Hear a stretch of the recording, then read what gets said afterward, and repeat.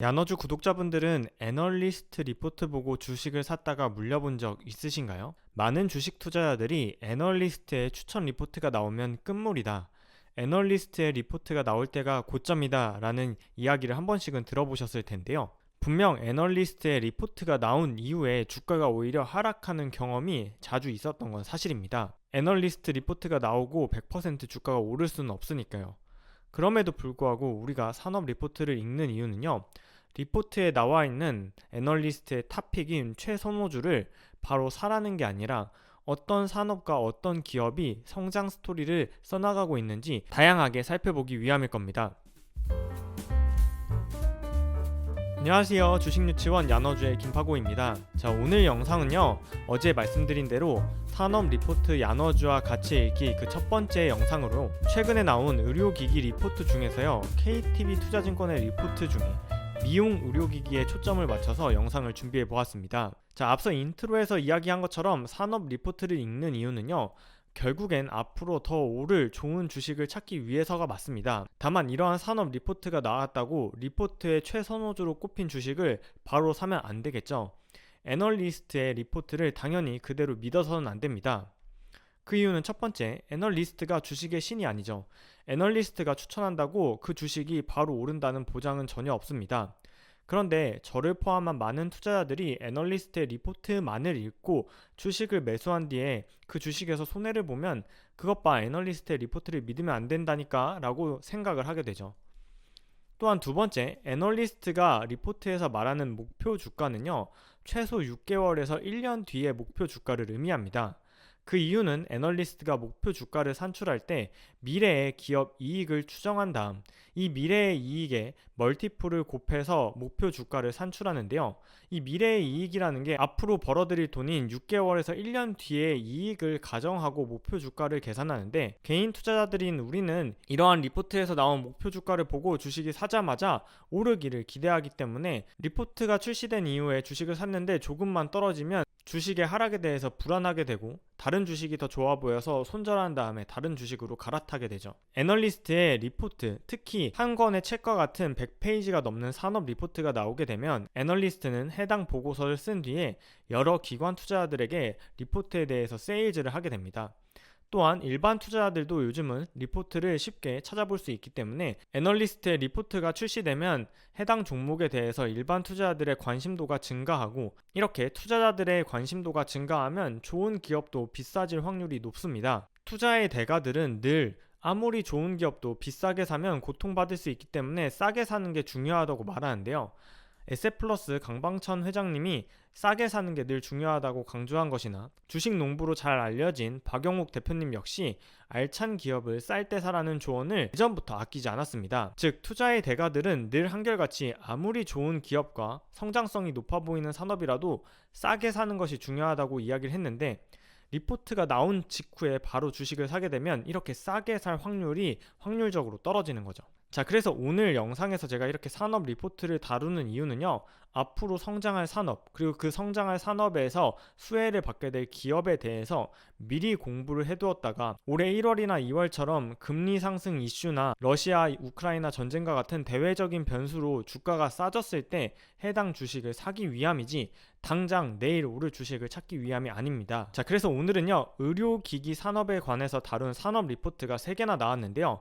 바로 KTB투자증권의 3월 15일 리포트, NH투자증권의 3월 16일 리포트, 그리고 교보증권의 3월 23일 리포트를 살펴보면서 어떠한 점에서 이런 리포트들이 나왔는지를 살펴보는 게 주 목적입니다. 이러한 3개 증권사에서 공통적으로 꼽은 탑픽을 먼저 살펴보도록 하겠습니다. 세 증권사에서는 탑픽을, 먼저 KTB투자증권은 클래시스, 제이시스 메디칼, 대웅제약을, NH투자증권은 바텍, 클래시스, 덴티움, 대웅제약을, 그리고 교보증권은 탑픽은 따로 제시를 하지 않았고 7개 기업의 분석 보고서를 실었는데요. 바로 대웅제약, 휴젤, 파마리서치, 바이오플러스, 루트로닉, 클래시스, 제이시스 메디칼이었습니다. 따라서 3개 증권사가 공통으로 꼽은 기업이 바로 클래시스와 대웅제약인데요. 이러한 리포트가 나오고 나서 기관 투자자나 외국인 투자자는 클래시스와 대웅제약을 매수했는지 살펴보면, 먼저 클래시스의 경우 3월 15일에서 24일까지 기관 투자자와 외국인 투자자의 순매매 동향을 살펴보면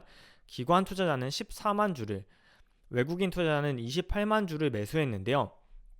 같은 기간 주가는 21,050원으로 시작해서 3월 24일 종가가 21,650원으로 큰 등락을 나타내지 않았습니다. 두 번째 대웅제약도요. 3월 15일 리포트가 나온 이후에 기관 투자자들은 3.3만 주를, 외국인 투자자는 5만 주를 매수했는데요. 주가는 16만 9천 원으로 시작해서 어제 종가가 16만 8,500원으로 크게 상승하지 않은 모습을 볼 수 있죠. 즉 앞서도 말씀드렸듯이 애널리스트의 리포트만을 보고서 사는 것은 절대 안 되지만 애널리스트의 리포트가 나왔다고 해도 주가가 바로 반응하지 않는 경우도 많습니다. 자, 그래서 오늘 영상에서는요.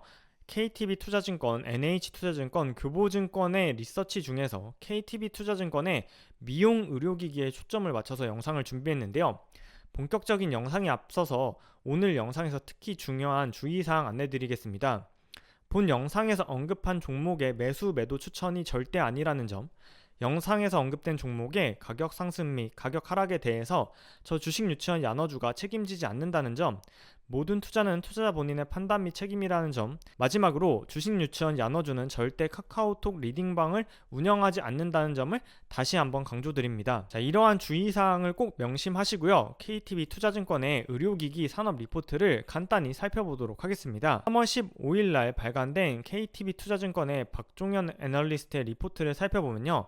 박종현 애널리스트는 미용 의료기기 중에서는 클래시스와 제이시스 메디칼을 보톨리뇽 톡신 관련주로는 대웅제약을 탑픽으로 꼽았는데요. 어떠한 근거를 통해서 박종현 연구원이 이러한 종목을 탑픽으로 꼽았는지 살펴볼 텐데요.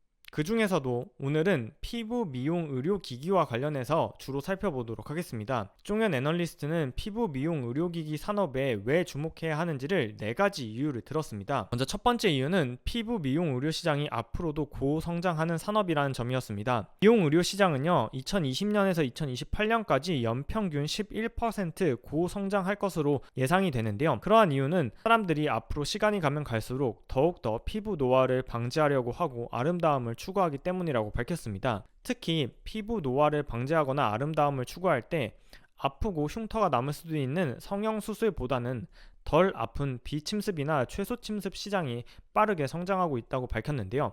특히 코로나 이후에 화상 미팅이 잦아지면서 내 얼굴을 다른 사람들과 함께 보게 되는 디지털 거울이라고 불리는 화상 미팅을 일반인들이 경험하게 되면서 이러한 경험의 결과 피부 미용에 대한 관심이 높아졌고 특히 카메라의 화질이 더 좋아지면서 사람들이 더 피부에 관심을 갖게 되었다고 리포트에서는 밝혔습니다. 즉 사람들이 디지털 거울이라고 불리는 중공포증으로 인해서 미용 의료 산업에 새로운 수요가 일어나고 있다는 원인을 들었는데요. 그 결과 글로벌 매드스파 시장이 보편화되면서 이러한 매드스파 시장의 보편화가 피부 미용 의료 시장의 성장을 견인하고 있다고 진단했습니다. 자, 매드스파는 메디컬 스파의 합성어로 에스테릭 메디컬 센터와 데이 스파가 결합된 형태를 말하는데요. 한국에서는 피부 미용 의료를 받으려면 피부과 혹은 성형외과에서 시술을 받지만요.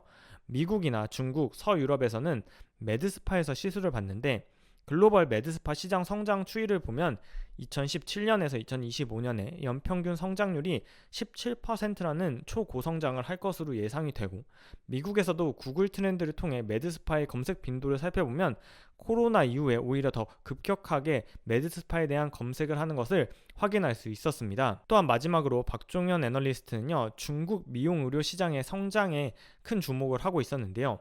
그 이유는 중국 미용 의료 시장의 성장률과 시장 규모가 2019년 30조 원에서 2023년 50조 원으로 연평균 15% 고성장할 뿐만 아니라 그와 더불어서 중국의 미용 의료 시장의 침투율이 일본이나 미국, 한국의 높은 수치와 비교되게 2019년 기준으로 3.6%로 낮았기 때문에 이러한 침투율이 높아질 것이 중국의 미용 의료 시장을 주목하는 이유라고 밝혔습니다. 자, 이러한 미용 의료기기 산업 성장의 수혜를 받아볼 기업으로 박종현 애널리스트는 탑픽으로 클래시스와 제이시스 메디칼 두 기업을 선택했는데요. 그 이유를 살펴보면 먼저 클래시스의 경우에는 2022년의 예상 모멘텀으로 슈링크 유니버스가 발매되고 볼유머가 2022년 출시될 예정이며 최대 주주의 변경을 투자 모멘텀으로 꼽았고요.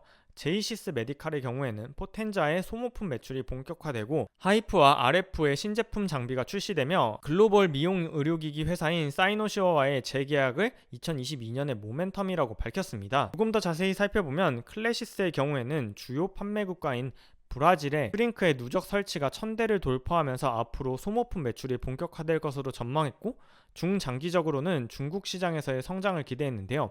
그 이유는 앞서 살펴본 것처럼 볼뉴머라는 RF 새로운 장비를 중국 시장에 진출할 것으로 예상이 되기 때문입니다. 두 번째, 제이시스 메디칼은 2022년에 사이노시어와 오디엄 계약 수량을 확대하면서 앞으로 선진국 매출이 증가할 것으로 예상이 되고 또한 일본 시장에서의 포텐자 침투가 매출 성장을 견인할 것이라고 밝히면서 두 기업을 탑픽으로 선택했는데요. 자, 이렇게 피부 미용 의료 산업의 리포트를 살펴보면 앞서 살펴본 4가지 이유로 피부 미용 의료 산업의 성장성이 좋아 보이는데요. 우리 투자자가 고민할 문제는 과연 이러한 산업 성장의 수혜를 가장 많이 볼 기업이 어디일지, 그러한 기업 중에 상장사는 어디가 있는지, 또한 그러한 기업이 산업의 수혜를 받더라 하더라도 현재 주가가 고평가되어 있지는 않는지 등을 잘 따져봐야 합니다. 해당 보고서에서 에너지를 베이스로 한 장비 회사로 루트로닉, 클래시스, 제이시스 메디칼, 원텍, 이루다, 하이로닉을 표로 정리해 두었는데요. 이 중에서 원텍은 코넥스에 상장되어 있다가 코스닥으로 이전 상장을 예정하면서 현재 거래 정지가 되어 있기 때문에 야너주의 공모주 투자반에서도 다루게 될 것으로 보입니다. 원텍을 제외한 5개의 기업 중에 시가총액이 가장 큰 건 클래시스고 2021년 매출액이 가장 큰 건 루트로닉입니다. 이러한 미용 의료기기 회사들 중에 어떠한 기업이 정말 수혜를 보게 될지가 투자자들이 산업 리포트를 읽으면서 고민해야 할 부분이라고 생각합니다. 주식 투자로 큰 부를 잃은 주식농부 박용옥님의 주식 투자 절대 원칙을 읽어보면요, 주식 투자를 위해서는 다음에 나와 있는 질문들에 대해서 스스로 꼭 답변을 해봐야 한다고 밝혔습니다. 즉, 기업이 속한 산업의 향후 전망이 어떤지, 기업의 비즈니스 모델은 어떤지, 해당 기업은 어떤 것을 무기로 시장에서 자신의 위치를 유지하고 앞으로 성장을 위해서 기술 개발, 직원 역량 강화, 미래를 위한 투자는 무엇을 하고 있는지, 재무 분석을 통해서 재무 구조가 안정적이고 심플한지, 적정한 수준의 배당을 해왔는지, 공시는 성실하게 하는 기업인지, 해당 기업을 이끄는 경영자는 누구이고 그 경영 능력과 열정은 어떤지, 그럼에도 불구하고 주가가 저평가되어 있는지 등을 다 스스로 답해보아야 한다고 했는데요. 산업 리포트를 읽는 건 이 다양한 질문 중에서도 1번 질문인 기업이 속한 산업의 향후 전망이 어떤지만을 얘기할 뿐 2번부터 7번에 대한 질문은 투자자 스스로 공부를 하면서 찾아 나가야 합니다. 투자의 고수들이 한결같이 말하는 원칙을 살펴보면요, 투자는 자신만의 투자 아이디어를 기록하고 이를 기업과 소통하면서 검증을 통해서 주가가 올랐든 틀렸든 내 아이디어가 맞았는지를 검증하고 이를 반복해야 실력이 는다고 했는데요. 고백하자면 저희 야너주는 2020년 이후에 2021년까지 투자 수익률이 변변치 못했는데요. 주식시장이 좋았음에도 불구하고 제 투자 수익률이 좋지 못했던 이유는 저만의 투자 아이디어가 없었고 이를 기록하면서 검증하는 데 소홀히 했기 때문이라고 생각했습니다. 그래서 2022년부터는요, 이러한 아쉬움을 극복하고자 블로그를 통해 주식을 매수하기 전에 앞선 질문들에 대한 대답을 저 스스로 아이디어화해서 기록하고 그렇게 투자한 기업을 추적하고 검증하면서 다시 기록으로 남겨서 결과를 적는 일을 반복하고자 블로그에 글을 쓰고 이렇게 산업 리포트 영상을 만들고 있는데요. 야너주 구독자분들도 누군가의 의견을 듣고 해당 기업, 해당 산업에 관심을 가질 수는 있지만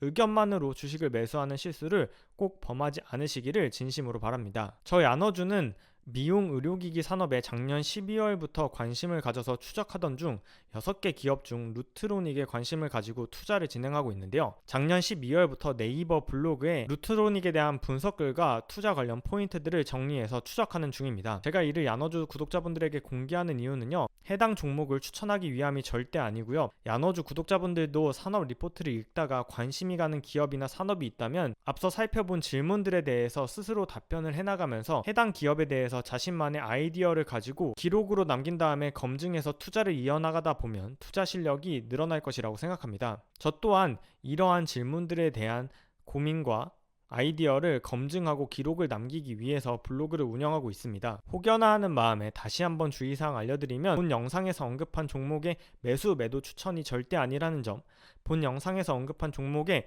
가격 상승 및 가격 하락에 대해서 저 주식 유치원 야너주가 책임지지 않는다는 점을 다시 한번 강조드립니다. 오늘 영상에서 소개드린 보고서는요, 각 증권사의 홈페이지 또는 한경 컨센서스 사이트에 가시면 해당 리포트의 전문을 살펴보실 수 있습니다. 자, 산업 리포트를 읽는 건 기업에 투자하기 위한 최소한의 질문인 이런 7가지 분석 중에 첫 번째에 해당할 뿐입니다.